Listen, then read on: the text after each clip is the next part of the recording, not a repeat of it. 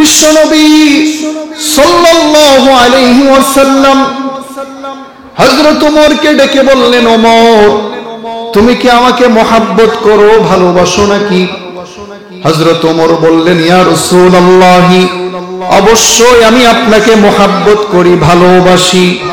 বিশ্বনবী বললেন, তুমি কি তোমার নিজের চেয়েও, তোমার জানের চেয়েও আমাকে বেশি ভালোবাসো নাকি? হযরত ওমর চিন্তা করে বললেন, না গো ইয়া রাসূলুল্লাহ, আমি আপনাকে ভালোবাসি সত্য, কিন্তু আমার নফস ও আমার জানের চেয়েও আপনাকে আমি বেশি ভালোবাসি না। বিশ্বনবী বললেন, ওমর, আমার ভালোবাসা, আমার মোহাব্বত যদি তোমার দিলে তোমার জান, তোমার নফসের চেয়েও বেশি না হয়, ওমর, তোমার ঈমান পরিপূর্ণ হবে না, তুমি পূর্ণ মুমিন হতে পারবে না। বিশ্বনবীর এই কথা শোনার পরে হযরতে ওমরের দিলের ভিতরে, কলিজার ভিতরে ধাক্কা লেগে যায়। হযরতে ওমর কিছুটা নীরব রইলেন, এবার চিন্তা করে বললেন, ওগো নবী, আমি আমার নফসের সাথে বোঝাপড়া করেছি, এখন আমার মনের অবস্থা হলো আমি আপনাকে আমার জানের চেয়েও বেশি ভালোবাসি। আমার ভাইয়ারা, বিশ্বনবীকে জানের চেয়েও বেশি ভালোবাসতে হবে, বিশ্বনবীকে নিজের মালের চেয়েও বেশি ভালোবাসতে হবে। সব কিছুর উপরে আল্লাহ এবং তার রাসূলের মহব্বত হওয়া লাগবে। যদি তা না হয় তাহলে ঈমান পরিপূর্ণ হবে না। সাহাবায়ে কেরাম আল্লাহর রাসূলকে মহব্বত আর ভালোবাসার নজরানা পেশ করেছেন। আল্লাহর রাসূলকে এত বেশি ভালোবাসেছেন, এর নজির পৃথিবীতে আর দ্বিতীয়টা নাই, এর কোনো মিসাল নাই, এর কোনো উপমা নাই। সাহাবায়ে কেরাম বিশ্বনবীকে এই পরিমাণ ভালোবেসেছেন। আমার ভাইয়েরা, বিশ্বনবীকে ভালোবাসতে হবে, এই নির্দেশ আল্লাহর পক্ষ থেকে এসেছে। আল্লাহর রাসূলকে ভালোবাসতে হবে নিজের জানের চেয়েও বেশি, নিজের মালের চেয়েও বেশি, নিজের বাবা মায়ের চেয়েও বেশি, নিজের সন্তানের চেয়েও বেশি, নিজের ব্যবসা বাণিজ্যের চেয়েও বেশি, সব কিছুর চেয়ে আল্লাহ এবং তার রাসূলকে বেশি ভালোবাসতে হবে। সাহাবায়ে কেরাম সেই ভালোবাসা দেখিয়েছেন, সাহাবায়ে কেরাম সেই ভালোবাসার দৃষ্টান্ত স্থাপন করেছেন। হুদায়বিয়ার সন্ধি যখন হয়ে গেল, মক্কার পৌত্তলিকদের পক্ষ থেকে, মুশরিকদের পক্ষ থেকে রাষ্ট্রীয় দূত হিসাবে উরওয়া ইবনে মাসউদ আস-সাকাফিকে মদিনায় পাঠানো হলো। রাষ্ট্রীয় দূত আছে না, রাষ্ট্রীয় দূত চেনেন না? বিদেশ থেকে দূতরা আসে, আলোচনা করে, বিভিন্ন বিষয় পর্যবেক্ষণ করে, পরবর্তীতে নিজ দেশে গিয়ে রিপোর্ট পেশ করে। হুদায়বিয়ার সন্ধি যখন হলো, মদিনায় কাফেরদের পক্ষ থেকে দূত প্রেরিত হলো উরওয়া ইবনে মাসউদ আস-সাকাফি। আমার ভাইরা, উরওয়া ইবনে মাসউদ আস-সাকাফি মক্কার কুরাইশ নেতাদেরকে গিয়ে বললেন, পৃথিবীতে বহু রাজা বাদশার দরবারে আমি ঘুরেছি, অনেক রাজা বাদশার দরবারে আমি তোমাদের পক্ষ থেকে প্রেরিত হয়েছি, সেখানে অনেক দৃশ্য দেখেছি, অনেক অভিজ্ঞতা আমার হয়েছে। তবে মুসলমানদের বাদশা, মুসলমানদের নবী মুহাম্মদের দরবারে যে দৃশ্য আমি দেখেছি, পৃথিবীর আর কোন রাজা বাদশার দরবারে এমন দৃশ্য দেখি নাই। উরওয়া ইবনে মাসউদকে লক্ষ্য করে মক্কার কুরাইশ নেতারা বলল, হে উরওয়া, কি দৃশ্য দেখেছো? মুহাম্মদের কাছে অবাক হওয়ার মতো কি বিষয় তুমি পেলে? তোমার বক্তব্য শুনে তো মনে হয় তুমি যেন মুসলমান হয়ে এসেছো। মুহাম্মদের প্রতি তোমার এত মুগ্ধতা কেন? মুসলমানদের বিষয় নিয়ে তোমার এত আগ্রহ কেন, কৌতূহল কেন? উরওয়া ইবনে মাসউদ আস-সাকাফি বলেছে, মুহাম্মদের দরবারে দেখেছি মুহাম্মদের শরীরের ঘামগুলো বোতলজাত করবার জন্য মুহাম্মদের শরীরের ঘামগুলো বোতলের মধ্যে সংগ্রহ করে জুমার দিনে, বিবাহের অনুষ্ঠানে, বিশেষ দিনে, উহুদের ময়দানে শাহাদাত বরণ করেছে। মহিলা বলে ইন্না লিল্লাহ, এই কথা বলে সামনের দিকে দৌড়ায়, পাগলের মতো দৌড়ায়, পাগল পারা হয়ে বারবার বলে আমাকে বলো বিশ্ব নবীর কি অবস্থা। কোন একজন বলল বিশ্ব নবী ভালো আছেন, সুস্থ আছেন। ওই যে দেখো বিশ্ব নবী সাহাবীদেরকে নিয়ে মদিনার দিকে আসছে।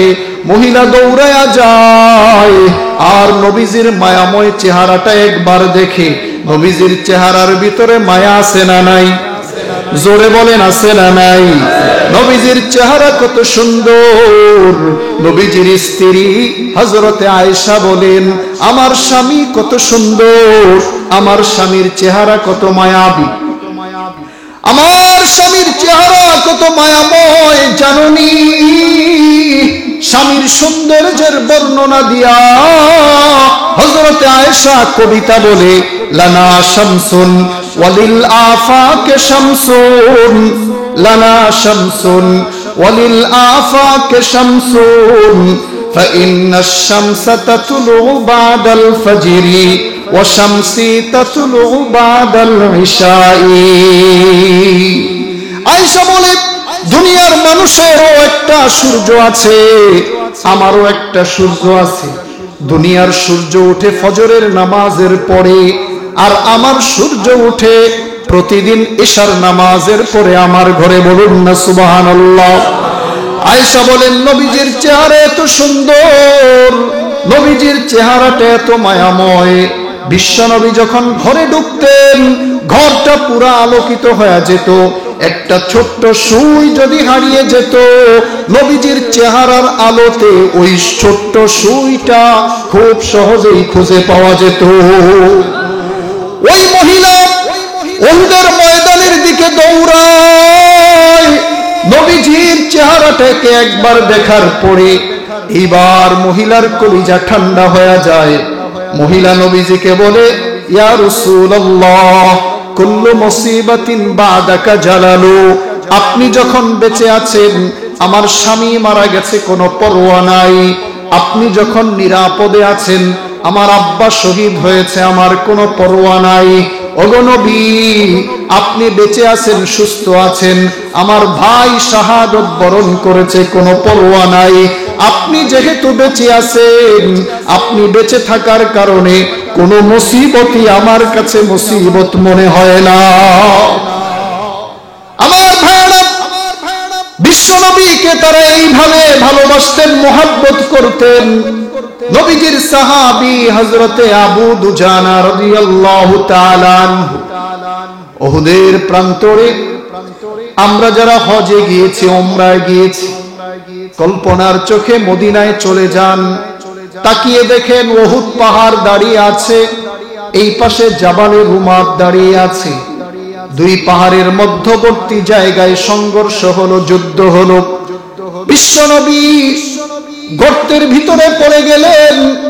কাফের বেঈমানরা সুযোগ বুঝে নবীজিকে আঘাত করার চেষ্টা করলো। নবীজির দিকে তারা তীর মারতে থাকলো। নবীজির সাহাবী আবু দুজানা নবীজির দিকে চেহারাটা দিয়া কাফেরদের দিকে পিঠটা বিছায়া দিলেন। ওই অবস্থায় নবীজিকে পিছ দেওয়াটা আদব মনে করলেন না। আবু দুজানা নবীজির দিকে তাকায়া পিঠটা কাফেরদের দিকে বিছায়া দিলেন। কাফেররা ইচ্ছা মতো তার শরীরের ভিতরে তীর নিক্ষেপ করলো। ইতিহাস বলে যুদ্ধ যখন শেষ হলো আবু দুজানার শরীর থেকে 70 থেকে 80টা তীর বের করা হয়। সুবহানাল্লাহ জুড়ে বলে। আমার ভাইরা এ আবু দুজানা নবীজির মহব্বতে পিঠ বিছায়া দিলেন। সাহাবায়ে কেরাম নিজের জানের চেয়ে নবীজিকে বেশি ভালোবাসলেন। আবু দুজানা নিজের জানের, নিজের নফসের পরোয়া করলেন না। তিনি বলতে চাইলেন আমি মরে যাই, আমি আবু দুজানার যদি ইন্তেকাল হয়ে যায় আর সেই মৃত্যু যদি রাসূলের মহব্বতের কারণে হয়, তাহলে আমি আবু দুজানা সফল।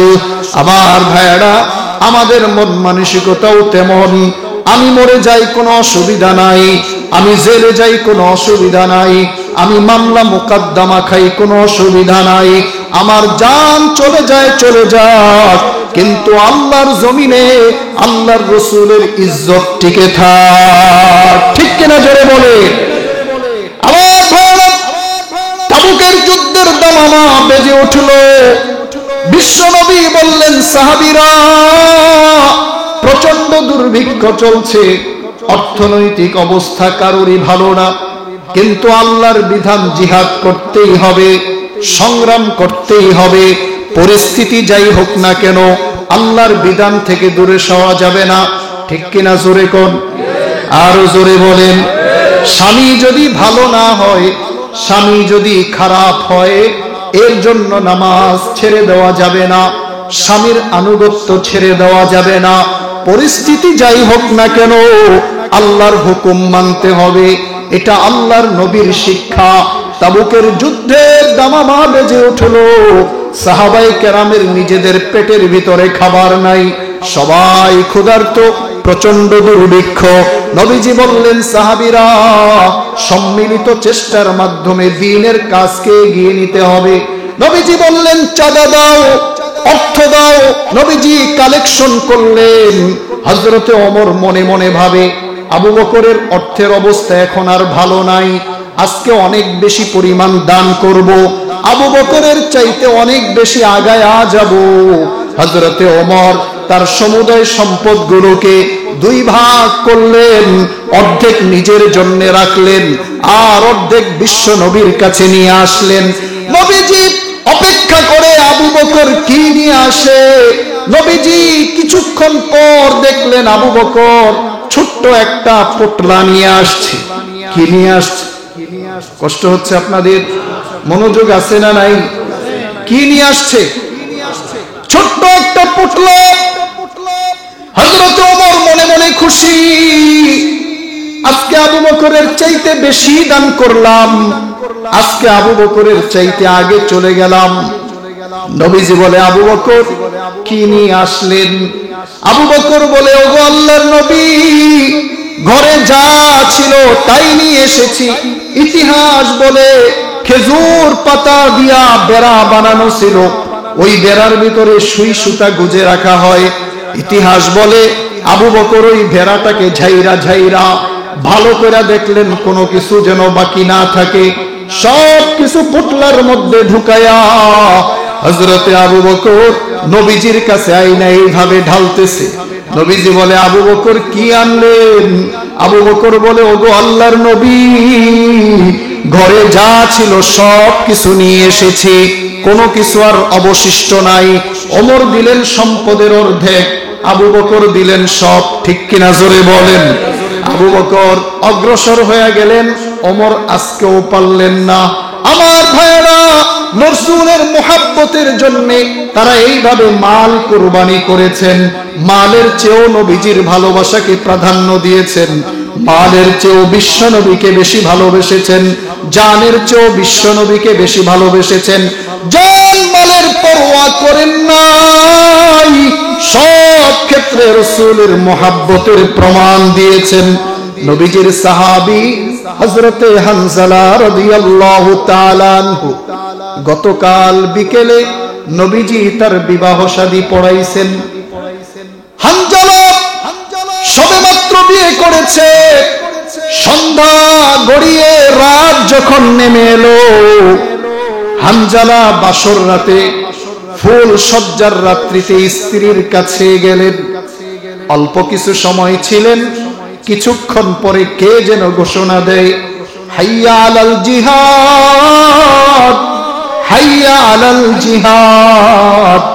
কে যেন ডেকে ডেকে বলে, কোথায় তোমরা, কে কোথায় আছো? বিশ্বনবী জিহাদের ঘোষণা দিয়েছেন, যুদ্ধের ময়দানে যাওয়া লাগবে। জিহাদ ইসলামে আছে না নাই?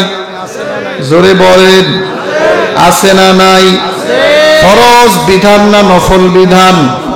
জিহাদ যারা করে তাদেরকে মুজাহিদ বলা হয়, আর যারা সন্ত্রাসী করে তাদেরকে জঙ্গি বলা হয়। জিহাদ ইসলামের সুউচ্চ সুমহান আলোকিত একটি বিধান। এই বিধানকে অস্বীকার করবার কোনো সুযোগ নাই। পরিস্থিতি যদি আসে, আল্লাহর রাস্তায় জিহাদের জন্য কারা কারা তৈরি, দুহাত উঁচু করে আল্লাহকে দেখায়া দাও। লিল্লাহে তাকবীর। আমার ভাইরা, হযরতে হানজালা বছর রাতে আজকে স্ত্রীর সাথে প্রথম সাক্ষাৎ।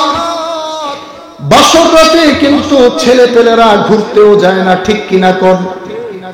বন্ধু বান্ধব ফোন দিলে বলে, এই বেটা ফোন দিয়ে ডিস্টার্ব কেন করো? আজকে আমার প্রথম বাসর রাত, আমি আমার স্ত্রীকে সময় দিব, তোমাদের সাথে পরে কথা হবে, ঠিক কিনা জোরে বলেন। আমার ভাইরা, হানজালা ওই বাসর রাতে বাসর ঘরে থাকা অবস্থায় জিহাদের ঘোষণা শুনলেন। জিহাদের ঘোষণা শোনার পরে হানজালা স্ত্রীকে বললেন, স্ত্রী রে, তোমার দিকে আমি এখনো ভালো করে তাকাই নাই, তোমার সাথে আমার তেমন এখনো ভালো করে পরিচয় হয় নাই, তোমার সাথে আমার বোঝাপড়া শেষ হয় নাই, তোমার পছন্দের বিষয়গুলো আমার জানা হয় নাই, তোমার কি কি পছন্দ তাও আমি জানতে পারি নাই, সুযোগ হয় নাই। স্ত্রী রে, যদি জিহাদের ময়দানে চললাম, যদি বেঁচে থাকি তাহলে দুনিয়ায় আবার দেখা হবে, আর যদি আল্লাহর রাস্তায় শহীদ হয়ে যায় তাহলে জান্নাতে দেখা হবে। এ শরীয়তপুরের মুসলমান, শরীরের সবগুলো শক্তি গলার কাছে এনে জোরে একবার বলেন আল্লাহু আকবার। হানজালা টকবগে যুবক, তারুণ্য তার শরীর থেকে যেন উপচে পড়ছে। সেই হানজালা ভাসর রাতে জিহাদের কথা শুনে স্ত্রীকে বলছে, বেঁচে থাকলে দেখা হবে, আর যদি শাহাদত বরণ করি জান্নাতে দেখা হবে। আমার ভাইরা, হানজালা রাদিয়াল্লাহু তাআলা আনহু উহুদের প্রান্তরের দিকে দৌড়ায়, জিহাদের ময়দানে শরীক হয়ে যায়। পর্যায়ক্রমে একটা একটা করে কাফেরদেরকে জাহান্নামে পাঠায়া দেয়। বীর বিক্রমে যুদ্ধ করতে করতে এক পর্যায়ে হানজালা শাহাদাতের পেয়ালায় মুখ লাগায়া শাহাদাতের শরবত পান করে দুনিয়া থেকে বিদায় হয়ে যায়। আল্লাহু আকবার জোরে বলেন। হানজালা শহীদ হয়ে যায়। উহুদের যুদ্ধে 70 জন সাহাবী শাহাদাত বরণ করে। আমার ভাইরা, হানজালা রাদিয়াল্লাহু তাআলা আনহু শাহাদাত বরণ করলেন। আমরা তো সেই জাতি, যেই জাতি ফুল সজ্জার রাতে বিশ্ব নবীর ডাকে সাড়া দিয়া নবীজির মহাব্বতের প্রমাণ দেবার জন্য জিহাদের ময়দানে যায়। আর যাই হোক না হোক, সেই জাতিকে কোনোদিনও শেষ করে দেওয়া যাবে না। যেই জাতি বছর রাত থেকে জিহাদের ময়দানে চলে যায়, সেই জাতিকে কোনোদিনও দমন করা যাবে না, শেষ করা যাবে না। জোরে বলেন ঠিক কিনা? এখনো সেই হানজালারা আছে, এখনো সেই ঘরে ঘরে হানজালা তৈরি হয়েছে, সেই হানজালারা এখনো আছে। গুজওয়াতুল হিন্দের জন্য সেই হানজালারা প্রস্তুত হচ্ছে, বলেন ঠিক কিনা? আমার ভাইরা, ওদের যুদ্ধ যখন শেষ হলো, 70 জন সাহাবী শাহাদাত বরণ করলেন। নবীজি সাহাবীদেরকে বললেন, একটা একটা করে লাশগুলো জমা করো। একটা, দুইটা, তিনটা, চারটা, 50টা, 55টা, 67, 68টা লাশ জমা হয়ে গেল। দুইটা লাশ খুঁজে পাওয়া যায় না। একটা হলো নবীজির চাচা সাইয়্যিদুশ শুহাদা হামজা রাদিয়াল্লাহু তাআলা আনহুর লাশ খুঁজে পাওয়া যাচ্ছে না। আরেকটা লাশ হলো হযরতে হানজালা রাদিয়াল্লাহু তাআলা আনহুর লাশ খুঁজে পাওয়া যায় না। নবীজি বললেন, সাহাবীরা রে, ভালো করে খুঁজে দেখো হানজালার লাশ কোথায়। আমার ভাইরা, বিশ্বনবী সামনের দিকে অগ্রসর হলেন, নবীজির সাথে সাহাবীরা আছে, ওখানে আর কেউ নাই, জায়গাটা একেবারে ফাঁকা। কিন্তু নবীজির হাঁটার স্টাইল দেখে বোঝা যায় এখানে অনেক মানুষ আছে। নবীজি এইভাবে হাত দিয়ে সরায়া সরায়া সামনের দিকে যায়। আমার ভাইরা, নবীজি গিয়ে দেখলেন হানজালার লাশ দেখা যায়। ওই লাশটা জমিনের উপরে নাই, লাশটা এইভাবে উপরের মধ্যে ঝুলে আছে। তার দেহটা জমিন থেকে আলাগ, মাথা থেকে টপ টপ করে পানি পড়ে। এক সাহাবী বলে, নবী গো, আপনি এমন ভাবে আসলেন মনে হয় যেন এখানে অনেক মানুষ। নবীজি বলেন, শোনো, হানজালার সম্মানে আল্লাহ আসমানের সব ফেরেশতা পাঠায়া দিয়েছে। এরই মধ্যে হানজালার স্ত্রী আয়েশা হাজির। স্ত্রী চোখের পানি ছেড়ে দিয়ে বলে, নবী, গতকাল বিকালে আপনি একটা বিয়ে পড়াইছিলেন, এই যে দেখেন আমার হাতের ভিতরে তরতাজা মেহেদি আছে, আমি হইলাম ওই হানজালার স্ত্রী। হানজালার সাথে আমার তেমন কথা হয় নাই, তেমন ভালোভাবে আমি তাকে দেখিও নাই। জিহাদের কথা শোনার পরে আপনার আর আল্লাহর মোহাব্বতের দাবি নিয়া হানজালা আমার কাছ থেকে এই বলে বিদায় নিয়েছে, যদি বাইচা থাকি দুনিয়ায় দেখা হবে, আর যদি শহীদ হয়ে যাই জান্নাতে দেখা হবে। ওগো নবী, একটা লজ্জার কথা, আপনি যদি অনুমতি দেন তাহলে আমি বলবো, হানজালার সাথে তো আমার প্রথম সাক্ষাৎ হয়েছিল, হানজালার উপরে গোসল ফরজ ছিল। জিহাদের ময়দানে তড়িঘড়ি করে আসবার কারণে হানজালা ফরজ গোসল করতে পারে নাই। নবী হানজালা তো শহীদ, কিন্তু তার উপরে তো গোসল ফরজ হয়েছে। আমি স্ত্রী হিসাবে আমার দায়িত্ব মনে করে আপনার কাছে বিষয়টা বললাম। আমার ভাইরা, হানজালার উপরে গোসল ফরজ হয়েছে, আল্লাহ জানেন কি জানেন না? হানজালা যখন শহীদ হয়ে যায়, নবীজি গিয়া দেখলেন কাফেররা হানজালার মাথার উপরে এমন ভাবে আঘাত করেছে, হানজালার মাথার মগজটা জমিনের মধ্যে পড়ে আছে, জিহ্বাটা বের হয়ে গেছে। নবীজি দেখলেন তার মাথা থেকে টপ টপ করে পানি পড়ে। বিশ্ব নবী বললেন, সাহাবীরা রে, আমার হানজালা বড় ভাগ্যবান, বড় সৌভাগ্যবান। হানজালার উপরে গোসল ফরজ আল্লাহ ভালো করেই জানে। জিবরিল এই মাত্র আমাকে বলল, হানজালার সম্মানে আল্লাহ তাআলা আসমানের সব ফেরেশতাদেরকে পাঠায়া জমজমের পানি দিয়া হানজালার গোসলের ব্যবস্থা আল্লাহ নিজেই করেছেন। বলেন সুবহানাল্লাহ। আমার ভাইরা, বিশ্ব নবীর মহব্বতে হানজালা তার জানটাকে বিলিয়ে দিলেন। নিজের সদ্য বিবাহিতা স্ত্রীর কথা তিনি ভাবেন নাই, চিন্তা করেন নাই। এইরকম মহব্বত, এইরকম ভালোবাসার নজির পৃথিবীর কোথায় পাবো? এই জন্য বিশ্ব নবীকে জানের চেয়েও বেশি ভালোবাসতে হবে, মালের চেয়েও বেশি ভালোবাসতে হবে। বিশ্ব নবীকে ভালোবাসার জন্য রাজি আছি কারা কারা? দুহাত তুলে আল্লাহকে দেখায় লিল্লাহে তাকবীর, লিল্লাহে তাকবীর। আল্লাহ আমাদেরকে কবুল করেন। আমার ভাইরা, সাহাবায়ে কেরাম জানের কুরবানিও দিয়েছেন, মালের কুরবানিও দিয়েছেন, সব রকমের সুযোগ সুবিধাকে পরিত্যাগ করেছেন আল্লাহ এবং তার রাসূলের ভালোবাসার জন্য। আমাদের জীবনেও যদি এমন পরিস্থিতি আসে, প্রয়োজনে জান বিলিয়ে দিব, প্রয়োজনে মাল বিলিয়ে দিব, তবু আল্লাহ এবং আল্লাহর রাসূলের মহব্বতকে ধারণ করব। রাজি আছি সবাই? সবাই রাজি? বিবাহের অনুষ্ঠানে গান বাজানো রাসূলের সুন্নাত কিনা? রাসূলের সুন্নাত। সব কিছুর আগে আল্লাহ এবং আল্লাহর রাসূলের হুকুমকে প্রাধান্য দিতে হবে, যেভাবে সাহাবায়ে কেরাম প্রাধান্য দিয়েছেন। রাজি আছি ইনশাআল্লাহ? কষ্ট হচ্ছে?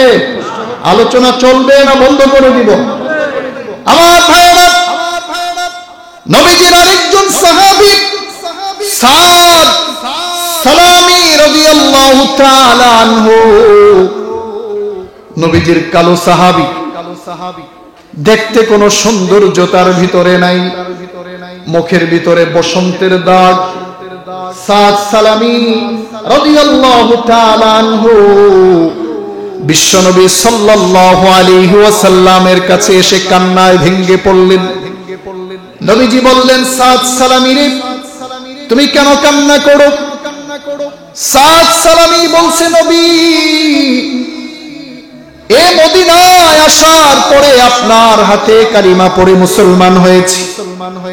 8 মাস হয়ে গেল আমি কালিমা পড়ে মুসলমান হয়েছি। ওগো নবী, এই 8 মাসে মদিনার অলিতে গলিতে আমি অনেক চেষ্টা মেহনত করেছি। আমি আপনার সব সুন্নত মেনে চলি, কিন্তু একটা সুন্নত আমি এখনো মানতে পারি নাই। সাদ সালামী বলছে, নবীজি, আপনি বলেছেন নিকাহু সুন্নতি ফামান রাগিবা আন সুন্নতি ফালাইসা মিন্নি। নবীজি, আপনি বলেছেন বিবাহ করা হচ্ছে আমার সুন্নত, যে আমার এই সুন্নত থেকে মুখ ফিরিয়ে নিবে সে আমার উম্মতভুক্ত নয়, উম্মতের অন্তর্ভুক্ত নয়। ইসলামের ভিতরে বৈরাগ্যবাদের কোনো জায়গা নাই, ইসলামের ভিতরে সন্ন্যাসবাদের কোনো জায়গা নাই। স্বাভাবিক প্রক্রিয়ায় প্রত্যেকটা মানুষ সুস্থ বালেগরা বিবাহ করবে, স্বাভাবিক জীবন যাপন করবে, এটাই হলো বিশ্ব নবীর সুন্নত। সাদ সালামী বলছে, নবী গো, 8 মাস পর্যন্ত আমি ঘুরলাম মদিনার অলিতে গলিতে, কেউ আমার কাছে মেয়ে বিবাহ দেওয়ার জন্য রাজি হয় না।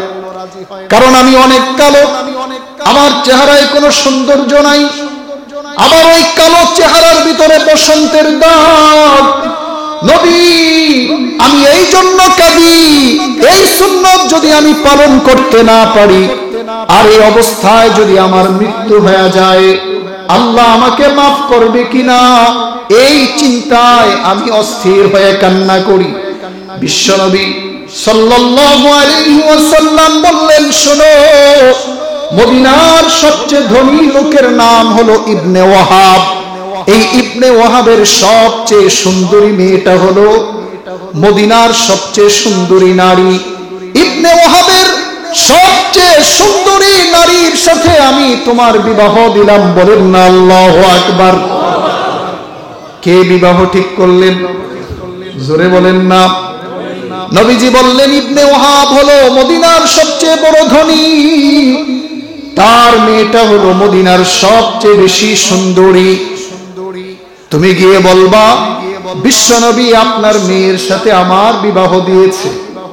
আমার ভাইয়ারা, নবীজির কথা শোনার পরে সাদ সালামী এক দৌড়ে ইবনে ওয়াহাবের বাড়ি চলে গেলেন।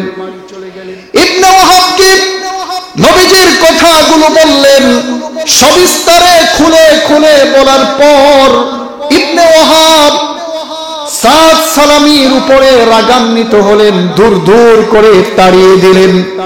মনে মনে বললেন, বেটা, চেহারার কোনো সৌন্দর্য নাই, তুমি আসছো আমার মেয়েকে বিয়ে করতে, আমার মেয়ে তো হলো মদিনার সবচেয়ে সুন্দরী মেয়ে। আমার ইবনে ওয়াহাব যখন দূর দূর করে তাড়িয়ে দিল, পর্দার আড়াল থেকে ইবনে ওয়াহাবের সুন্দরী মেয়েটা শুনতে পেল তার বাবা নবীজির সাহাবী সাদ সালামীকে তাড়িয়ে দিচ্ছে। মেয়ে তার বাবাকে ভিতরে ডেকে পাঠালো, বাবাকে ডেকে বলছে, বাবা, এত বড় সাহস তোমাকে কে দিল? বিশ্বনবীর প্রস্তাবকে তুমি প্রত্যাখ্যান করেছো। বিশ্বনবী, প্যারা নবী আমার জন্য যেই পাত্রর ব্যবস্থা করেছেন, আমি ওই পাত্রের সাথে বিবাহ বন্ধনে আবদ্ধ হওয়ার জন্য রাজি আছি। আল্লাহু আকবার। তো আসতে আমার ভাইরা, পাত্রী যখন রাজি, মিয়া বিবি রাজি, তো क्या करेगा কাজী। সাদ সালামী তো পাত্রী খুঁজতেছেন, আর এইদিকে মদিনার সবচেয়ে সুন্দরী মেয়ে ইবনে ওয়াহাবের কন্যাও বিবাহের জন্য রাজি। সাদ সালামী বিশ্বনবীর কাছে চলে গেলেন, গিয়ে সংবাদ দিলেন, নবী আপনার প্রস্তাব অ্যাকসেপ্ট হয়েছে। ওদিকে ইবনে ওয়াহাব গিয়ে নবীজির কাছে ক্ষমা চাইলেন, নবী আমি বুঝতে পারি নাই, আমাকে মাফ করে দেন। দয়ার আধার, করুণার আধার, রহমতুল লিল আলামিন বললেন, তোমাকে আমি মাফ করে দিলাম। নবীজি সাদ সালামি আর ইবনে ওয়াহাবের মেয়ের জন্য বিবাহের ক্ষেত্রে মোহরের দরকার আছে না নাই? জোরে বলেন। মোহর দিবে কে, মেয়ে না ছেলে? ছেলে দিবে মেয়েকে মোহর, না ছেলে মেয়ের কাছ থেকে নিবে? বলেন। ছেলে যদি মেয়ের কাছ থেকে নেয় তাহলে ওইটাকে আপনাদের সমাজে কি বলে? যৌতুক হারাম না হালাল? এখন বলে কিচ্ছুই লাগবে না, কিন্তু কিছুদিন পর মেয়েকে এমন ভাবে প্রেসার দেয়, আকার ইঙ্গিতে বলে। গরমকাল আসলে শাশুড়ি বলে, আহারে যদি একটা ফ্রিজ থাকতো ঠান্ডা পানি খাইতে পারতাম। শাশুড়ি বলে, আহারে নরম নরম সোফা অনেক মানুষের ঘরে দেখি, যদি থাকতো আরামে একটু বসতাম। আবার আক্ষেপ করে বলে, ছেলেটা আমার শরীয়তপুর শহরে চাকরি করে, দোকানদারি করে, প্রতিদিন অটো দিয়ে যেতে হয়, কত কষ্ট। একটা মোটর সাইকেল হলে আমার ছেলেটা কত সুন্দর আসা যাওয়া করতে পারত। এই বলে কিচ্ছু লাগবে না, কিন্তু ডাইরেক্ট না বললেও ইনডাইরেক্ট আছে না নাই? তো মেয়ে বুঝতে পারে যেহেতু যৌতুক চাচ্ছে। বাবাকে যখন বলে, বাবা গিয়ে ব্যাংকের সামনে দাঁড়ায়, ভাই আমাকে লোন দাও, আমার মেয়ের সংসার রক্ষা করতে হবে। স্পষ্ট করে বলছি, যারা এভাবে নয় সেভাবে যৌতুক গ্রহণ করছেন, বিশ্বনবী বলেছেন, লা ইয়াহিল্লু মালু ইমরিইন মুসলিমিন ইল্লা বিতিবি নাফসিহি। আন্তরিক সন্তুষ্টি ছাড়া কেউ যদি কোনো মুসলমানের সম্পদকে সিস্টেমে বিভিন্ন কলা কৌশলে গ্রাস করে, তার ওই সম্পদ সুস্পষ্ট হারাম সম্পদ। ঠিক কিনা জোরে বলে? আমার ভাইরা, যৌতুক হলো একটি অভিশাপ। যৌতুক দেওয়াও যাবে না, নেওয়াও যাবে না। এই কন্যা সন্তানটিকে বাবা কত সুন্দর করে পুতুলের মতো করে প্রতিপালন করলেন, বড় করলেন। চিরতরের জন্য এই কন্যাটিকে আপনার হাতে দিয়ে দিলেন। এই কন্যাটির ইন্তেকাল হলেও তার কবরটা আপনার বাড়িতেই হবে। এই মেয়েটার জন্য বাবা মায়ের মন প্রতিক্ষণে কান্না করতে থাকে। আরে মেয়েটা ইলিশ মাছ খেতে পছন্দ করত, আজকে জামার বাড়িতে চলে যাবার কারণে মেয়েটাকে খাওয়াতে পারছি না। মেয়ের মা বাবা যারা, তাদের হৃদয়টা অনেক ভাঙ্গা থাকে। ও যুবক ভাই, যৌতুকের মাধ্যমে মা বোনদের উপরে নির্যাতন করে, জ্বালাতন করে ওই মেয়েটার কচি মনে কষ্ট দিও না। যদি তুমি তাই করো, বিশ্বনবী বলেছেন, যারা স্ত্রীর হক আর অধিকারকে নষ্ট করো, তোমরা কিন্তু তোমাদের পিঠের মধ্যে ছালা বেঁধে তারপরে কবরে যাও। নারী তো আদরের বস্তু, নারী তো সম্মানের জিনিস, নারী তো এমন যাকে মায়া করতে হবে, ভালোবাসতে হবে। রাজি আছি ইনশাআল্লাহ? আমার ভাইয়ারা, সাদ সালামির বিবাহ ঠিক হয়ে গেল। বিশ্বনবী মোহর ধার্য করলেন 600 দিরহাম। কয় দিরহাম? 600 দিরহাম মোহর নির্ধারণ করলেন। সাদ সালামি দেখতেও সুন্দর না, চেহারার ভিতরে দাগ, একেবারে গরিব। 600 দিরহাম আদায় করার মতো সক্ষমতা নাই। বিশ্বনবী সহ উপস্থিত সাহাবায়ে কেরাম সবাই কিছু কিছু দিলেন। সাদ সালামির মোহরের টাকা হলো, অতিরিক্ত কিছু টাকা রয়ে গেল। সাদ সালামি অতিরিক্ত টাকাটা দিয়া বাজারে চলে গেলেন বিবাহের বাজার করবার জন্য। বিবাহের বাজার আমরা করি না? করেন নাকি? বিবাহের বাজারের জন্য চলে গেলেন। দোকানে গিয়ে মাত্র ঢুকলেন আর শুনতে পেলেন বাজারের অলিতে গলিতে জিহাদের আহ্বান চলছে। কে যেন ঘোষণা দিচ্ছে, বিশ্বনবী সাহাবীদেরকে নিয়ে জিহাদের ময়দানে যায়। আমার ভাইরা, সাদ সালামির কর্ণকুহরে এই সংবাদ যখন পৌঁছে যায়, টাকা আনিয়া বিবাহের বাজারের জন্য মাত্র ঘরে ঢুকছে। মদিনার সবচেয়ে সুন্দরী মেয়েটাকে বিয়ে করবে। আজ তার বাসর রাত, আজ তার ফুরসজ্জার রাত। নিজের মনের কষ্ট আর ব্যথার কথাগুলো স্ত্রীকে খুলে বলবেন। সুন্দরী স্ত্রীর চেহারা দেখে নিজের অন্তরটাকে ঠান্ডা করবেন। আর স্ত্রী এই কালো মানুষটার সাথে বিবাহে বসতে রাজি হয়েছে, এর জন্য তাকে ধন্যবাদ জানাবেন। সাদ সালামির মনের ভিতরে কল্পনা জল্পনার অভাব নাই, সব কল্পনা জল্পনা বুকের ভিতরে নিয়ে সুন্দরী নারীটাকে বিবাহের সুযোগ পেল। আমরা তার মহরের ব্যবস্থা করে দিলাম, বিবাহের বাজারের ইন্তজাম করে দিলাম, কিন্তু সব কিছু বাদ দিয়া আমার মোহাব্বতকে ধারণ কইরা জিহাদের ময়দানে এসে শহীদ হয়ে গেল, বিবাহ করতে পারে নাই। তার প্রতি দয়ার মোহাব্বতের কারণে আমি নিজেকে ঠিক রাখতে পারি নাই, কান্না করে দিয়েছি।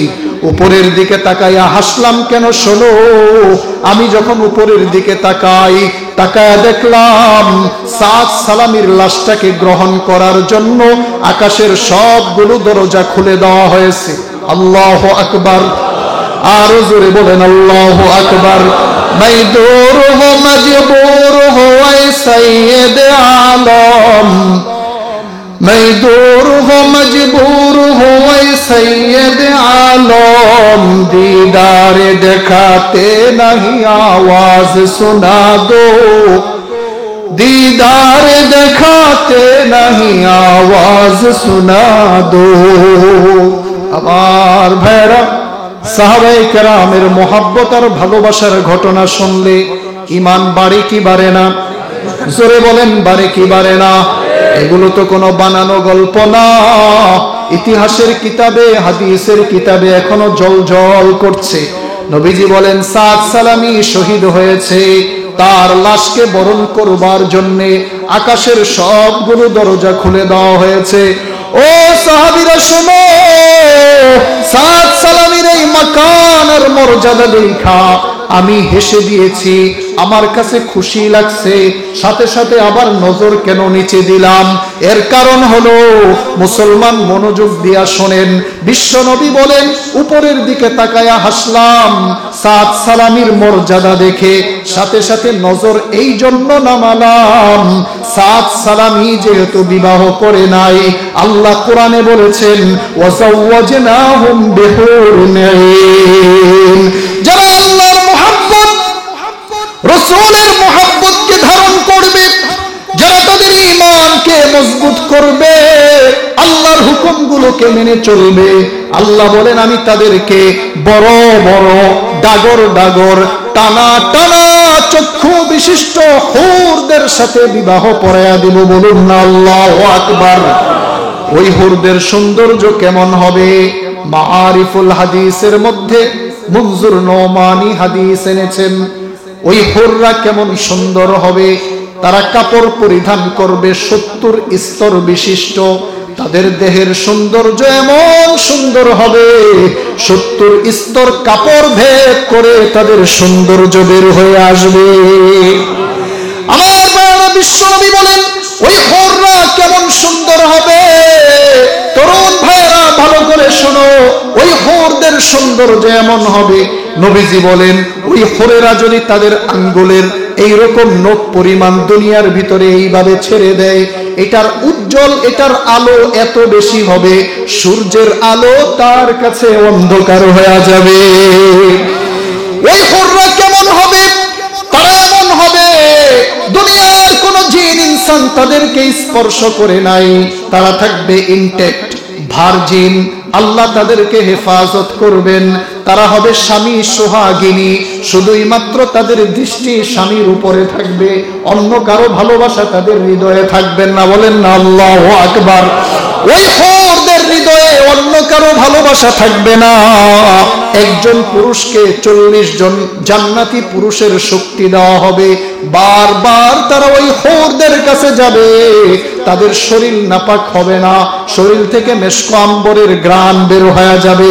আর দুনিয়ার স্ত্রীরা যদি নেক আমল করে আল্লাহর পেয়ারা বান্দি হতে পারে, বিশ্ব নবী বলেন দুনিয়ার এই কালো স্ত্রীটাকে আল্লাহ তাআলা জান্নাতের ভিতরে সুন্দরী বানায়া দিবে।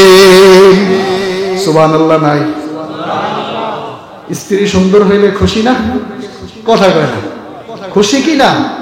স্ত্রী একটু অগোছালো থাকলে আপনাদের কি হয় জানি না, আমার তো মেজাজ গরম হয়ে যায়। এরা থাকবে সব সময় ক্লিন, পরিপাটি। আল্লাহ বলেন দুনিয়ার স্ত্রী যদি নামাজ পড়ে, রোজা রাখে, আল্লাহর হুকুম মতো চলে, তাহলে এই নারীদেরকে আল্লাহ তাআলা জান্নাতের সব হুরদের সরদার বানিয়ে দিবেন। আমার ভাইরা, দুনিয়ায় তো লম্বা মানুষ আছে, খাটো মানুষ আছে, যাদের বউ একটু কালো, আবার দেখতে শুনতে একটু খাটো, তাদের মনটা অনেক খারাপ। একটা সুন্দর বউ পেলাম না, উঁচা লম্বাও পেলাম না।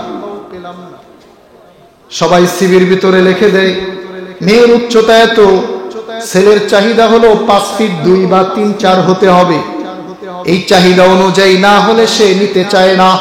বিশ্বনবী বলেছেন, তিরমিজির বর্ণনায় এসেছে, আমরা যখন জান্নাতে যাব সব হবে এক সাইজের।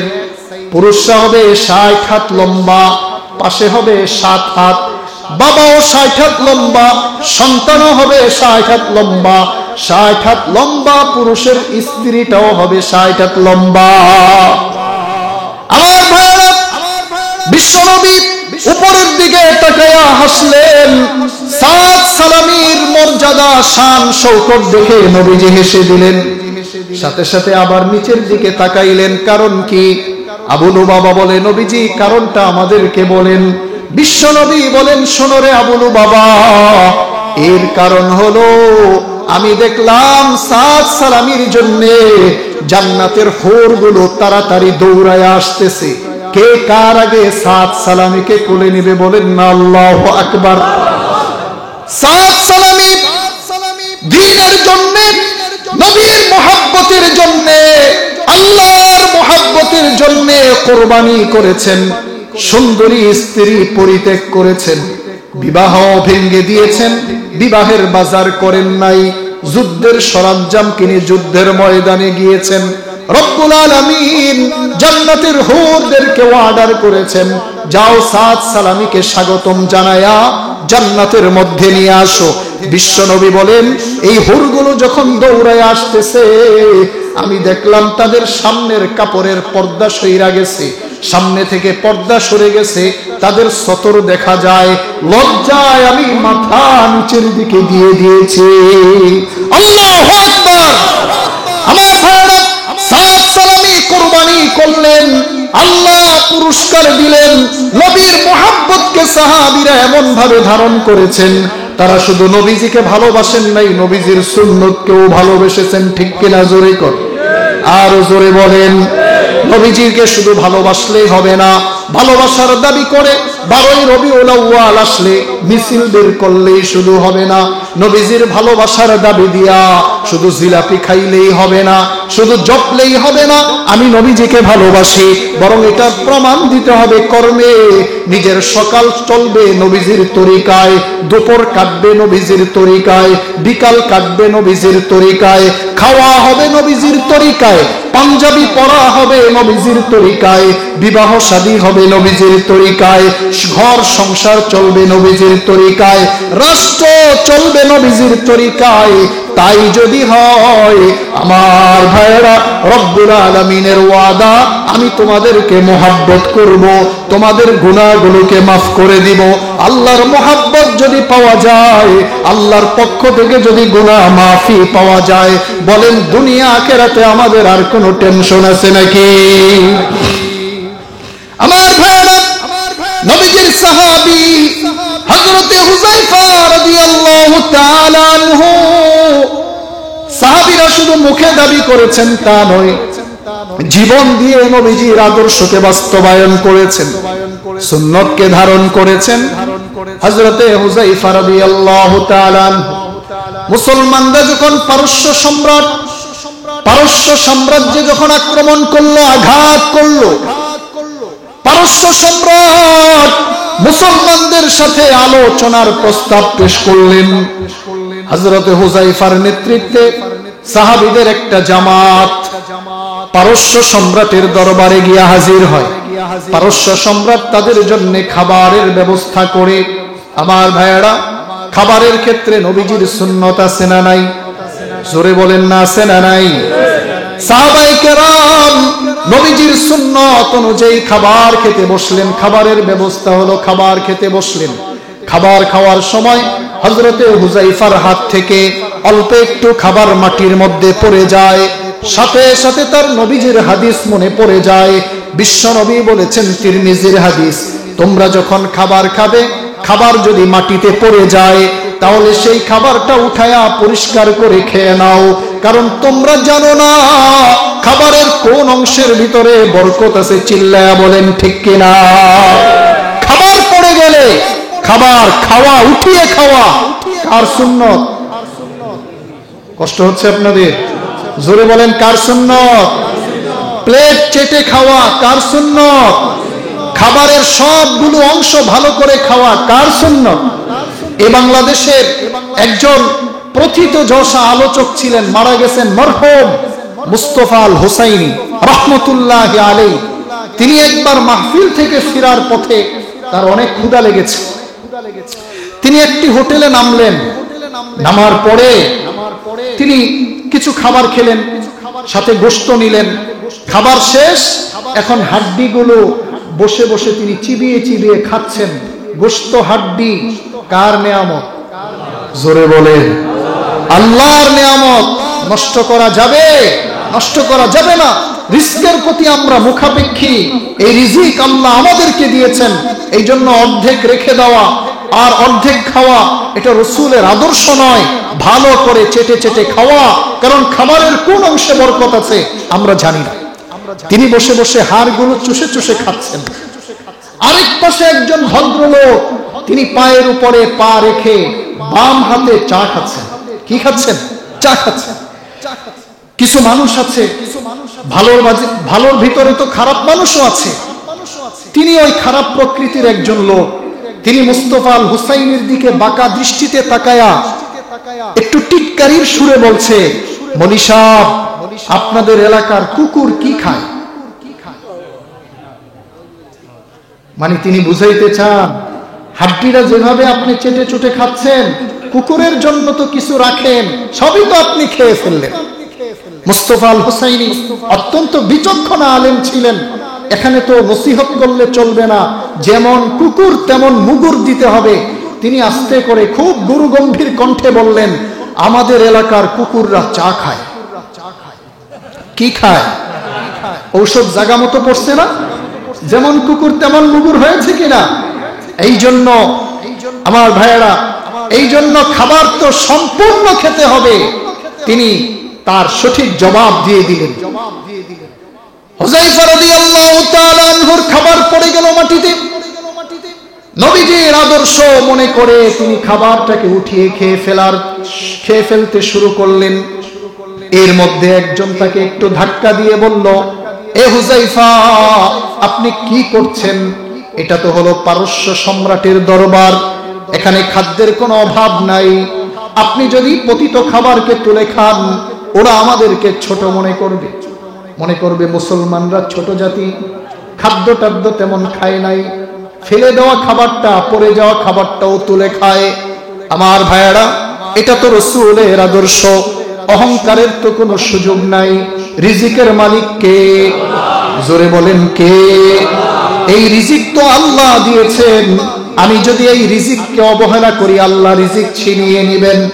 হযরতে হুযায়ফা তার ঈমানি আত্মমর্যাদা জেগে উঠল।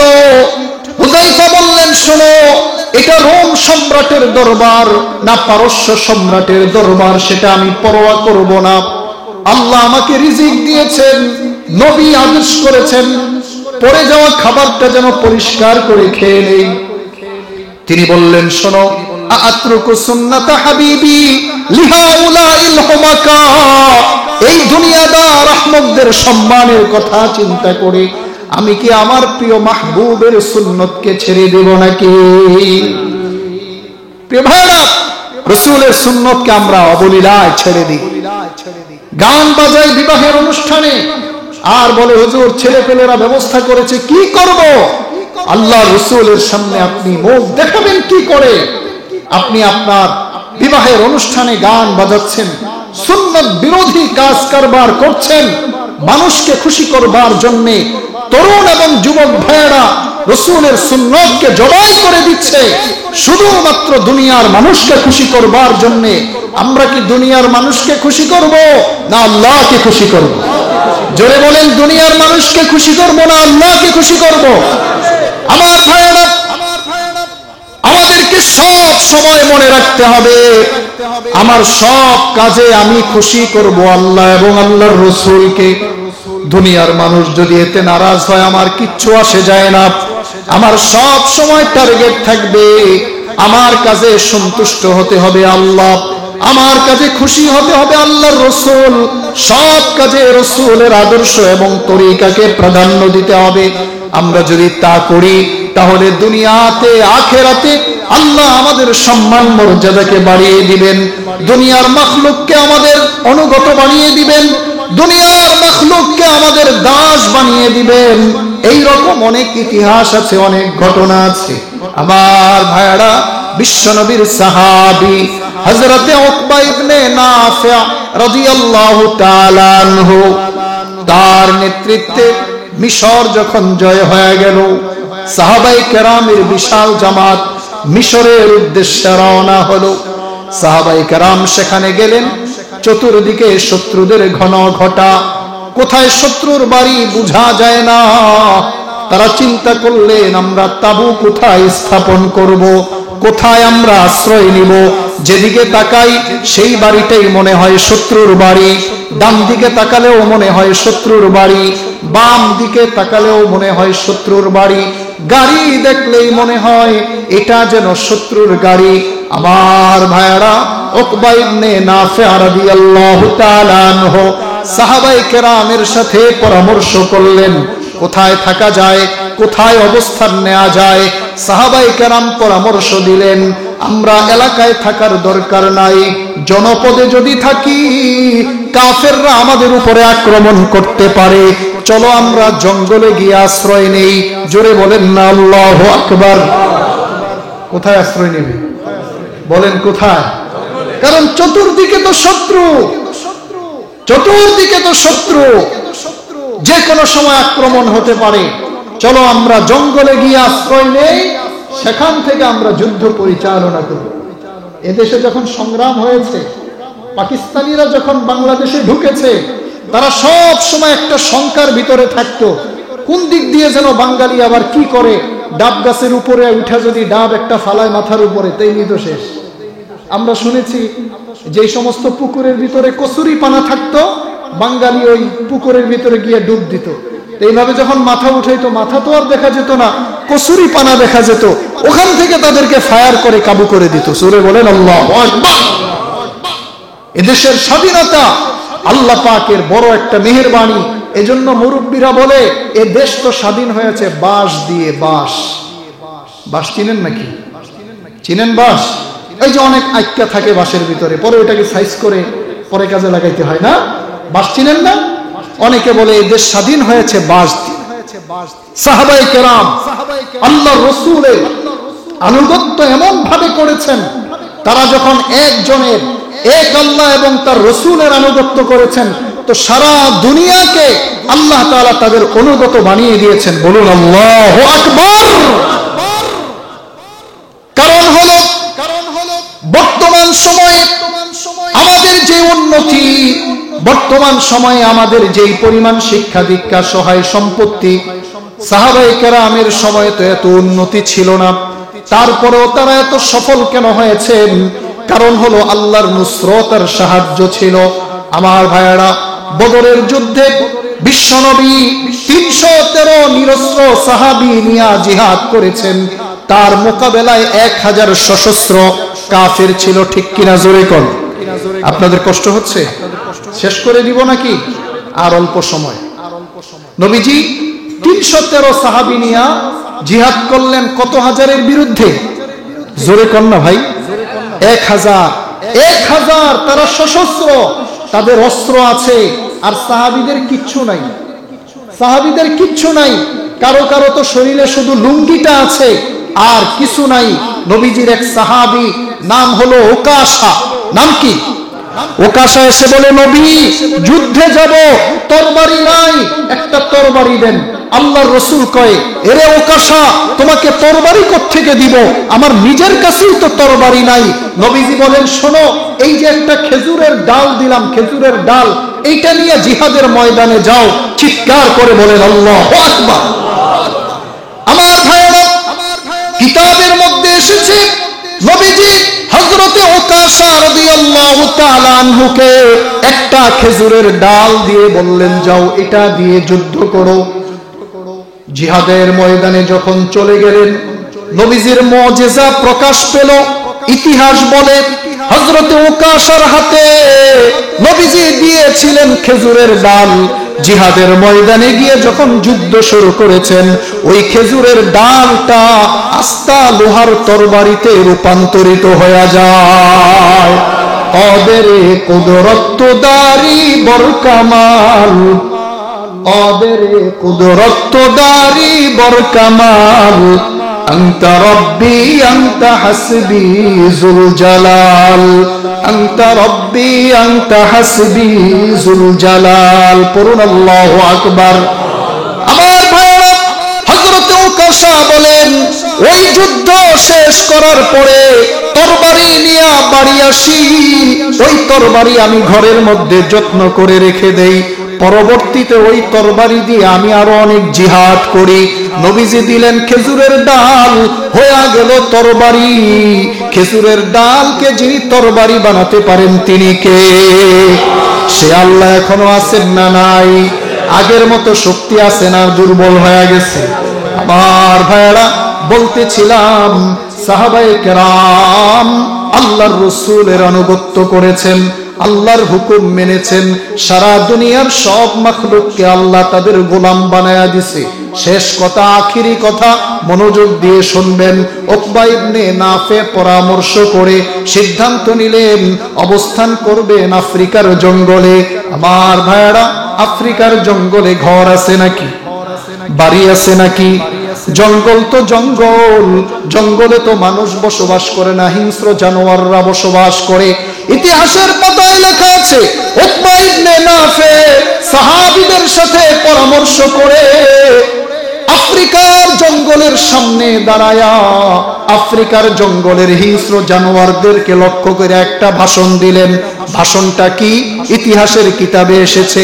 উকবা ইবনে নাফে বললেন, আইয়ুহাল হাশারাতু ওয়াস-সিবা, হে জঙ্গলের প্রাণীরা, নাহনু আসহাবু রাসূলিল্লাহি সাল্লাল্লাহু আলাইহি ওয়াসাল্লাম, আমরা রাসূলুল্লাহ নবী মুহাম্মদের সাহাবী। ইন্নানা ফারহালু ইন্না নাজিলুনা, এই জঙ্গলায় আমরা এখন থেকে বসবাস করব, তোমরা চলে যাও।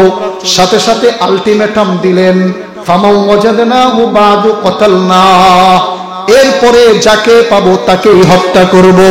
এ মুসলমান, এই ঘটনা যখন আমি পড়ি, যখন বলি, আমার শরীরের পশম দাঁড়ায়া যায়। সাহাবায়ে কেরামের ঘটনা বানানো কাল্পনিক হতে পারে না। ইতিহাসে লেখা আছে, উকবা ইবনে নাফের ভাষণ যখন শেষ হলো, আলটিমেটাম দিয়ে দিলেন, অল্প সময়ের ভিতরে বের হবা, এরপরে যদি কাউকে পাই তাকে হত্যা করা হবে। ইতিহাস বলে উকবা ইবনে নাফের ভাষণ শেষ হওয়ার পরে সাপ তার ডিমগুলো নিয়া, বাঘ তার বাচ্চাগুলো নিয়া, ভাল্লুক তার ছানাগুলো নিয়া, পিঁপড়া তার ডিমগুলো নিয়া, হিংস্র জানোয়ারগুলো অল্প সময়ের ভিতরে আফ্রিকার জঙ্গল ছেড়ে দিল। এ মুসলমান, সাহাবায়ে কেরামের কি এমন ক্রেডিট আর কৃতিত্ব ছিল যে তাদের কথা হিংস্র জানোয়াররা শোনে? আসলে তো শোনায় না, শোনাইছে ওই আল্লাহ যিনি এই মাখলুকগুলো বানাইছেন, ঠিক কিনা? সাহাবায়ে কেরাম নিরাপদে আফ্রিকার জঙ্গলে অবস্থান নিয়ে যুদ্ধ পরিচালনা করলেন।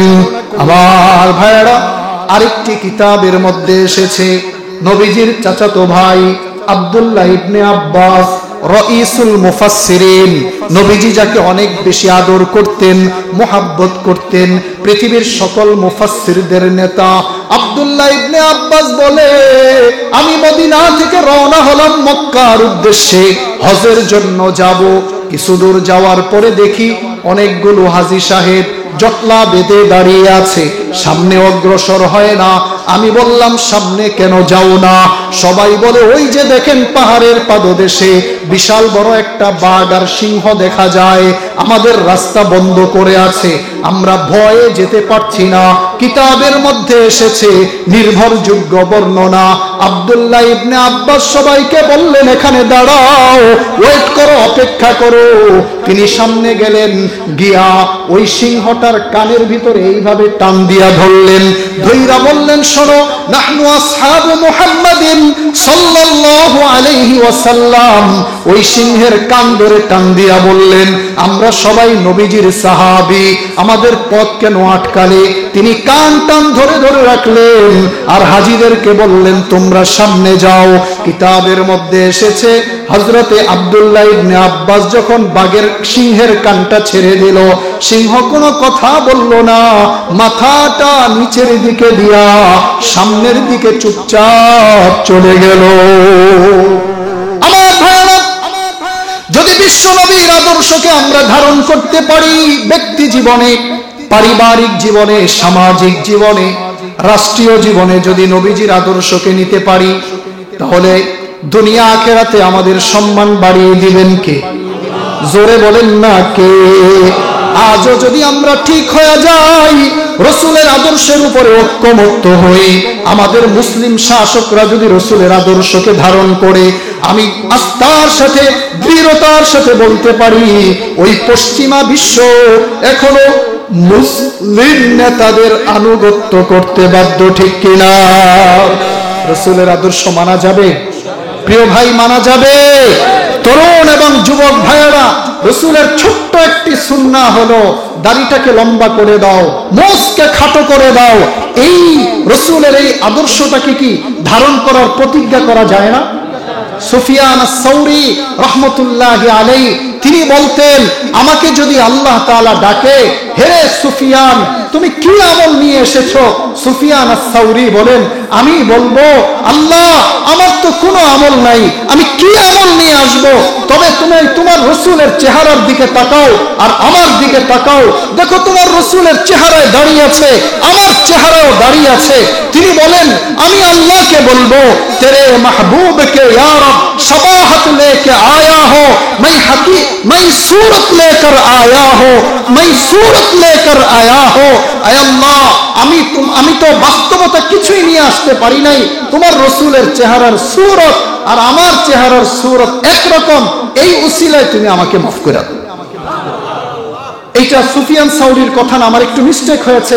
খাজা আজিজুল হাসান মসজুদ রহমতুল্লাহি আলাইহি বলতেন, আমার মুখেও দাড়ি, তোমার রসুলের মুখেও দাড়ি, এই উসিলায় আমাকে মাফ করে দাও।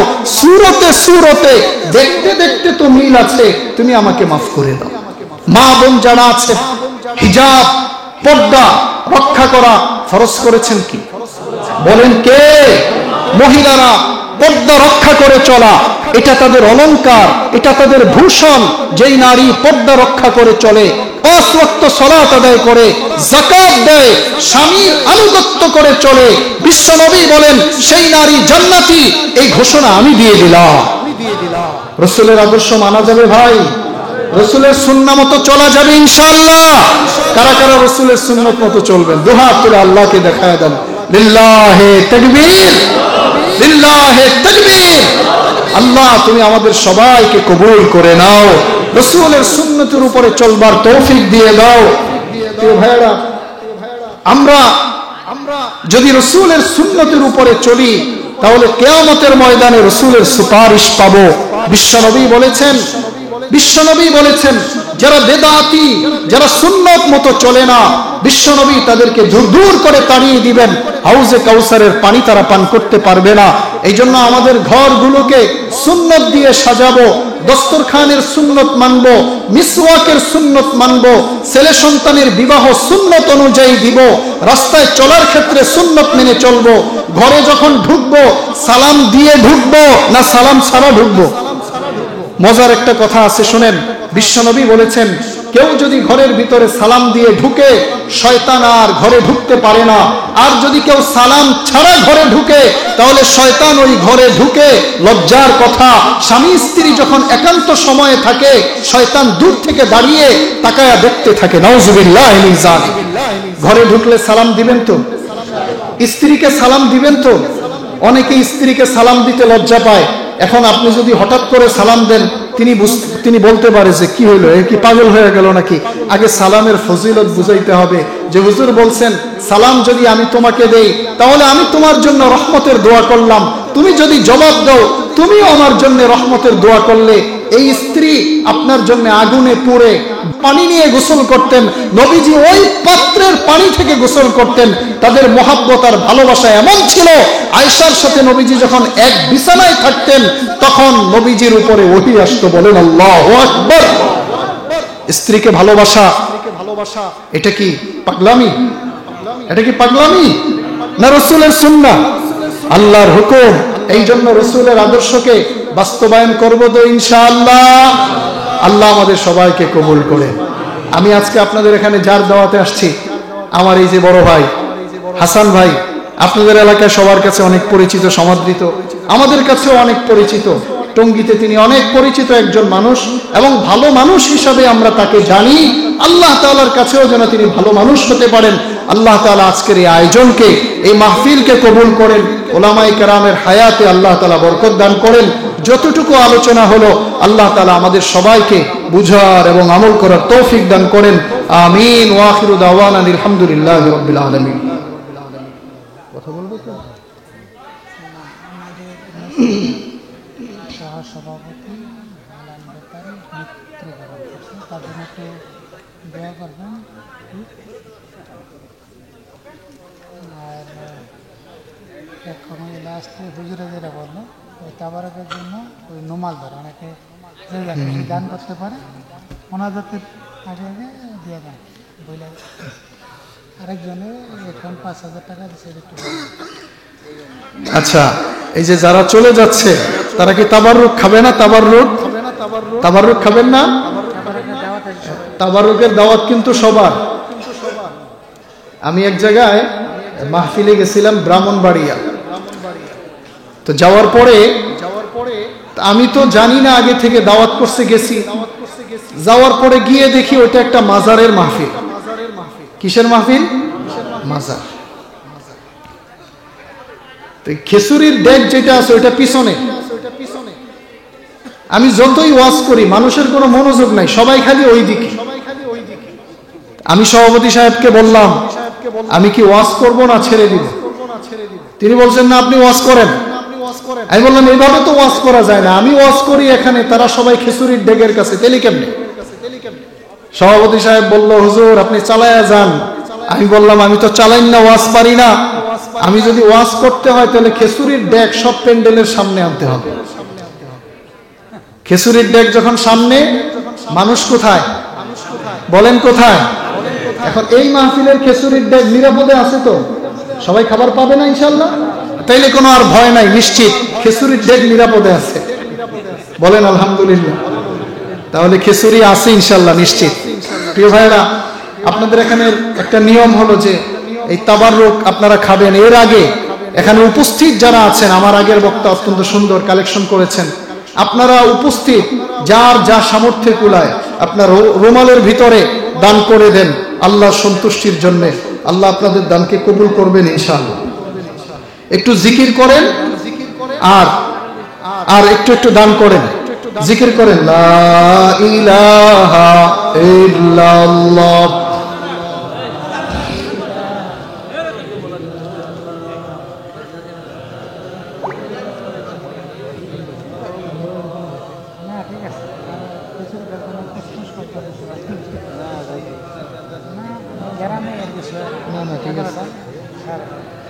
জোরে জোরে, লা ইলাহা ইল্লাল্লাহ।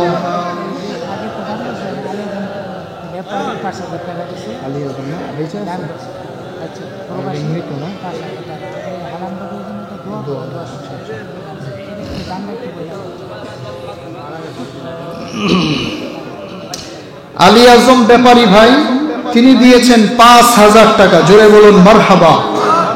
আল্লাহ তাআলা ভাইয়ের দানকে কবুল করেন, দানের উসিলায় তার মনের নেক আশাকে পুরা করে দেন, জানে মালে বরকত দান করেন। তার আত্মীয় স্বজন যারা দুনিয়া থেকে চলে গেছেন আল্লাহ সবাইকে মাফ করে দেন।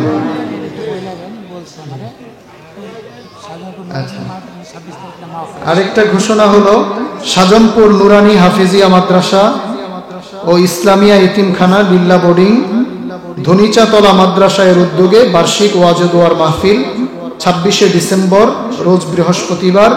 আপনাদের সকলের দাওয়াত। জি, দ্রুত শেষ করে দেন। আল্লাহ তাআলা যারা দান করছেন আল্লাহ সবার দানকে কবুল করুন। আল্লাহ তাআলা এই দানের উসিলায় সকলের রিস্কের মধ্যে বরকত দিয়ে দেন। আল্লাহ তাআলা সর্বরকমের দুনিয়াবি এবং আসমানি বালা মুসিবত থেকে আল্লাহ তাআলা হেফাজত করেন। হালান ব্যাপারী, মৃত মরহুম হালান ব্যাপারী, তার জন্য তার পরিবারের পক্ষ থেকে দোয়া চাওয়া হয়েছে। আমরা তার জন্য দোয়া করব, আল্লাহ যেন তাকে মাগফিরাত দান করেন। এছাড়াও আপনাদের এলাকার যত মরহুম ব্যক্তি দুনিয়া থেকে চলে গেছেন, কবরস্থ হয়েছেন, আল্লাহ তাআলা যেন তাদের সবার কবরকে জান্নাতের বাগান বানিয়ে দেন। আজকের এই মাহফিলকে যেন তাদের সকলের নাজাতের উসিলা হিসাবে আল্লাহ তাআলা কবুল করেন। আমরা সকলে দুরূদ শরীফ পড়ি। আল্লাহুম্মা সাল্লি আলা মুহাম্মাদিন ওয়া আলা আলি মুহাম্মাদ কামা সাল্লাইতা আলা ইব্রাহিম ওয়া আলা আলি ইব্রাহিম ইন্নাকা হামিদুম মাজিদ। اللهم بارك على محمد وعلى آل محمد كما باركت على إبراهيم وعلى آل إبراهيم إنك حميد مجيد। তওবার নিয়তে নিজের জীবনের সমস্ত গুনাহের কথা মনে করে ইস্তেগফার করি। أستغفر الله ربي من كل ذنب وأتوب إليه لا حول ولا قوة إلا بالله العلي العظيم أستغفر الله ربي من كل ذنب وأتوب إليه لا حول ولا قوة إلا بالله العلي العظيم أستغفر الله ربي من كل ذنب وأتوب إليه لا حول ولا قوة إلا بالله العلي العظيم أستغفر الله ربي من كل ذنب وأتوب إليه لا حول ولا قوة إلا بالله العلي العظيم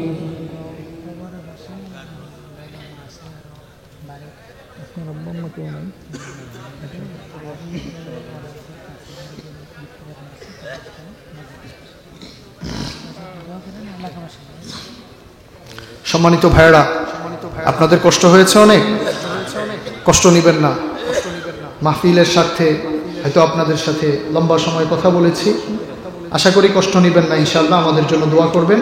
চলুন আমরা দোয়া করি।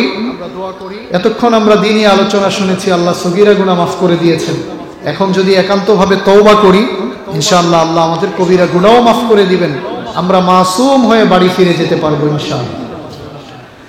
আলহামদুলিল্লাহি রাব্বিল আলামিন والصلاة والسلام على سيد المرسلين وعلى آله وصحبه أجمعين سبحان الله وبحمده سبحان الله العظيم يا حي يا قيوم يا ذا الجلال والإكرام يا رب العالمين রব্বুল আলামিন, আয় আল্লাহ বিকেল থেকে শুরু করে আয় আল্লাহ এই গভীর রজনী পর্যন্ত রব্বুল আলামিন তোমার বান্দারা মৌমাছির মতো জাগ ধরে ধরে কোরআনের কথাগুলো শুনেছে। আয় আল্লাহ মাহফিলের সমাপ্তি সময়ে রব্বুল আলামিন, আয় আল্লাহ বুক ভরা আশা নিয়ে আয় আল্লাহ তোমার শাহী দরবারে গুনার বোঝা মাথায় নিয়ে ভিক্ষুকের মতো হাত বাড়িয়ে দিয়েছি। আয় আল্লাহ কোরআন তিলাওয়াত হয়েছে, তাসবিহাত পাঠ করা হয়েছে, কোরআনের আলোচনাগুলো বারবার উচ্চারিত হয়েছে। আয় আল্লাহ তোমার বান্দারা কষ্টে অর্জিত টাকাগুলো দান করেছেন। রব্বুল আলামিন, পর্দার আড়ালে মা বোনেরাও দোয়ায় শরীক হয়েছেন। আয় আল্লাহ সপ্তাহ মাস ব্যাপী পরিশ্রমের পরে তোমার বান্দারা কোরআনের কথা, দ্বীনের কথা শুনবার জন্য এই মাহফিলকে সাজিয়েছেন। আয় আল্লাহ আজকে মাহফিলের সমাপ্তিতে তাকিয়ে দেখো, তোমার সাদা দাড়িওয়ালা মুরব্বী বান্দাদেরকে সাথে নিয়ে, তোমার পছন্দের তরুণ নওজোয়ান যুবকদেরকে সাথে নিয়ে, আয় আল্লাহ তোমার পেয়ারা পেয়ারা বান্দীদেরকে সাথে নিয়ে আয় আল্লাহ তোমার শাহী দরবারে হাত বাড়িয়েছি। রব্বুল আলামিন, শয়তানের ধোঁকায় পড়ে, নফসের ধোঁকায় পড়ে ইচ্ছায় অনিচ্ছায় ছোট বড় অনেক গুনাহ করে ফেলেছি। আয় আল্লাহ আমাদের গুনাহের কথাগুলো যদি আমাদের সন্তানরা জানতো, ওরা আমাদেরকে আব্বু বলে স্বীকৃতি দিত না। আয় আল্লাহ আমাদের গুনাহের কথাগুলো যদি আমাদের স্ত্রীরা জানতো, আমাদেরকে স্বামী বলে শ্রদ্ধা করত না। আয় আল্লাহ তুমি আমাদের গুনাহগুলোকে গোপন রেখেছো। আমাদের যাবতীয় গুনাহের জন্য আমরা লজ্জিত অনুতপ্ত। আয় আল্লাহ জীবনের কৃত গুনাহের জন্য লজ্জিত হয়ে তোমার কাছে এই গভীর রজনীতে তওবা পেশ করছি। মেহেরবানি করে আমাদের তওবা কবুল করে নাও। আয় আল্লাহ আমাদের জিন্দেগীর तमाम গুনাহগুলোকে মাফ করে দাও। আয় আল্লাহ আমরা যারা হাত তুলেছি, আমাদের অনেকের মা নাই, আয় আল্লাহ অনেকের আব্বা নাই, আয় আল্লাহ অনেকে আত্মীয় স্বজনকে হারিয়ে ফেলেছেন। রব্বুল আলামিন, আয় আল্লাহ মঞ্চে যারা আছেন, আজকের সভাপতি সাহেব সহ অনেকেই মা বাবা দুই নিয়ামতকেই হারিয়ে ফেলেছেন। আয় আল্লাহ মসজিদের পাশে কবরস্থানে মুরব্বীরা শুয়ে আছেন, ময়দানে যারা হাজির, আমাদের অনেকের মা বাবা দুনিয়া থেকে চলে গেছে। আয় আল্লাহ বাবার সেই লাঠি আজও আছে, যেই লাঠিতে ভর করে বাবা মসজিদে যেতেন, কিন্তু বাবা নাই। আয় আল্লাহ মায়ের সেই জায়নামাজ আজও আছে, যেই জায়নামাজে বসে বসে মা সন্তানের জন্য চোখের পানি ফেলতেন। জায়নামাজ ঠিকই আছে কিন্তু মা নাই। আয় আল্লাহ সেই পানের পান্দান আজও আছে, যেই পান্দান সামনে রেখে মা ছোট ছোট করে পাঞ্চি বইতেন। আয় আল্লাহ সন্তানদের চোখের সামনে মা বাবার হাজারো স্মৃতিগুলো ভেসে উঠেছে। সন্তানের কলিজা ভরা ব্যথা, মাত্র চাকরি পাইলাম, এখনো বেতন পাই নাই। মাকে বলেছিলাম, মারে আমি বেতন পাইলেই বাড়ি আসবো, তোমাকে মজার মজার কিনে দিব, তোমাকে ফল ফ্রুট খাওয়াবো। মাসের যখন 15 তারিখ ফোন গেল, তোমার মা দুনিয়ায় আর বেঁচে নাই। আয় আল্লাহ আজকে আমাদের অনেক টাকা হয়েছে, গাড়ি হয়েছে, অনেক বাড়ি হয়েছে, কিন্তু আমাদের এই উন্নতির জন্য যারা কষ্ট করেছেন, আমাদের এই উন্নতিগুলো তারা দেখে যেতে পারেন নাই। আয় আল্লাহ এই কনকনে শীতের মৌসুমে ওই অন্ধকার কবর, মাটির ঘর, পোকামাকড়ের ঘরে মা বাবা কেমন আছে জানি না। আয় আল্লাহ এই দোয়ার মাজলিসে বসে আমরা সবাই মিলে তোমার কুদরতি পা জড়িয়ে ধরে বলি, আয় আল্লাহ মা বাবা সহ আত্মীয় স্বজনের কবরগুলো জান্নাতের বাগান বানায়া দাও। আয় আল্লাহ আমাদের মা বাবা যাদের বেঁচে আছেন সুস্থতার সাথে দীর্ঘনেক হায়াত দারাজ করে দাও। আয় আল্লাহ আজকের এই মাহফিলকে কবুল করে নাও। যারা শ্রম দিয়েছেন, পরিশ্রম করেছেন, তাদেরকেও কবুল করে নাও। আয় আল্লাহ মাহফিল কমিটি, মসজিদ কমিটিকে কবুল করে নাও। আয় আল্লাহ এলাকাবাসীকে কবুল করে নাও। আয় আল্লাহ মা বোনরাও ওয়াজ শোনার জন্য এসেছেন, তাদেরকেও কবুল করে নাও। আয় আল্লাহ তাদের দাম্পত্য জীবনকে সুন্দর করে দাও। আয় আল্লাহ মাদেরকে নেক সন্তানের মা হওয়ার তৌফিক দিয়ে দাও রব্বুল আলামিন। আয় আল্লাহ ভাইরা কষ্টে অর্জিত টাকাগুলো দান করেছেন, আয় আল্লাহ দানের উসিলায় তাদের মনের নেক আশাগুলোকে পুরা করে দাও। আয় আল্লাহ দুনিয়া আখিরাতের যাবতীয় কল্যাণ আমাদেরকে দাও। আয় আল্লাহ তোমার রাসূলের তরিকা সুন্নাত অনুযায়ী চলবার তৌফিক দিয়ে দাও। আয় আল্লাহ আলোচনা যা হয়েছে কবুল করে নাও। আয় আল্লাহ এই মাহফিল যেন কিয়ামত পর্যন্ত চলমান থাকে, তুমি কবুল করে নাও।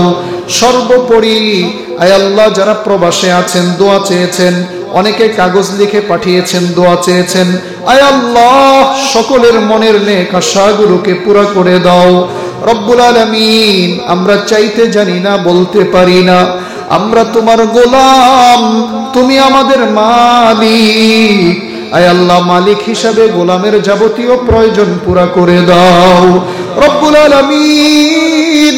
আয় আল্লাহ দুনিয়া তো ক্ষণস্থায়ী, মায়ের পেটে যখন ছিলাম তখনই তো মৃত্যুর সময় নির্ধারিত হয়ে গেছে। আয় আল্লাহ মৃত্যু কখন আসবে জানি না। আয় আল্লাহ কোন দোকানে কাফনের কাপড় রেডি জানা নাই, কোন বাসজারে বাস পেকে গেছে জানি না। আয় আল্লাহ মসজিদের পালকি কখন জানি বাড়ির দরজার সামনে দাঁড়ায় যায় জানি না। আয় আল্লাহ ওই সময় আসার আগে আগে আমাদের সবাইকে মৃত্যুর জন্য প্রস্তুত হবার তৌফিক দিয়ে দাও রব্বুল আলামিন। আয় আল্লাহ তোমার প্রিয় নবীর উসিলায় আমাদের মুনাজাত কবুল করে নাও। রব্বিরহামহুমা কামা রব্বায়ানি সগীরা। সুবহান রাব্বিকা রব্বিল ইজ্জাতি আম্মা ইয়াসিফুন ওয়া সালামুন আলাল মুরসালিন والحمد لله رب العالمين. السلام عليكم ورحمة الله.